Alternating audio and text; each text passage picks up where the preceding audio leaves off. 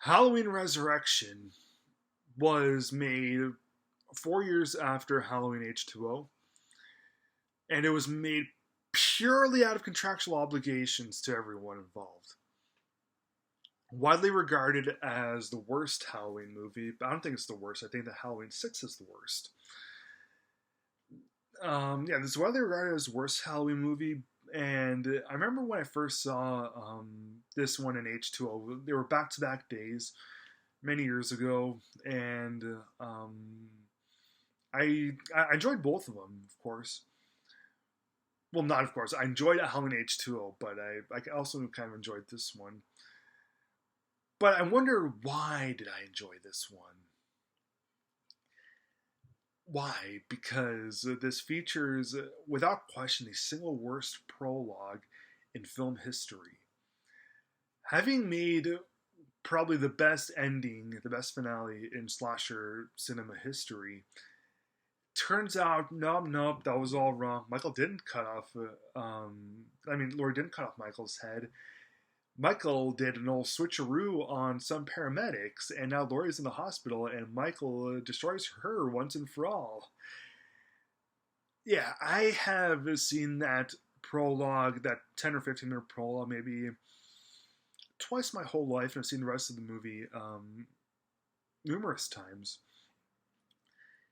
Yeah, all you need to do, trust me on this, okay? If you ever see Halloween Resurrection, skip the skip the prologue. Just skip it. It's so bad, such an insult to everyone's intelligence, such an insult to the previous films. You're just gonna want to barf if you were to ever see it.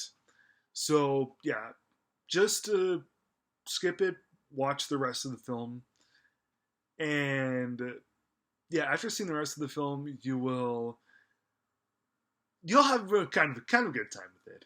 Kind of. When I say you'll have kind of a good time with it, I mean I figured out eventually why I kind of enjoyed this film. It's so bad it's good.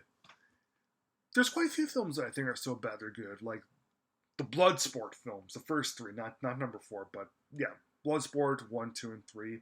So bad they're good. A lot of martial art films, like things that star Chuck Norris and Jean Claude Van Damme. A lot of them are so bad they're good.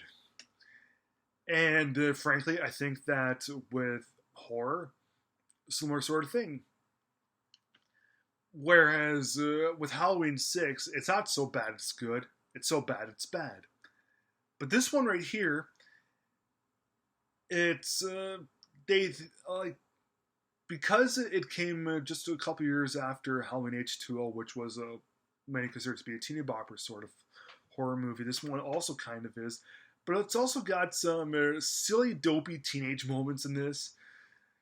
Like Busta Rhymes plays someone in this, and he's pretty funny. I really couldn't take this movie seriously. It tries to go for strong scares, but I do applaud them for really trying to go with the scares. But they ultimately felt kind of flat for everyone. They felt flat, and and yeah, I personally thought that these flattened scares were kind of enjoyable. They were enjoyable because, like, we have all these silly young people in this house that's being filmed, in Michael's house is being filmed, and Michael's among them, and they don't even know it, and they're getting killed one by one, and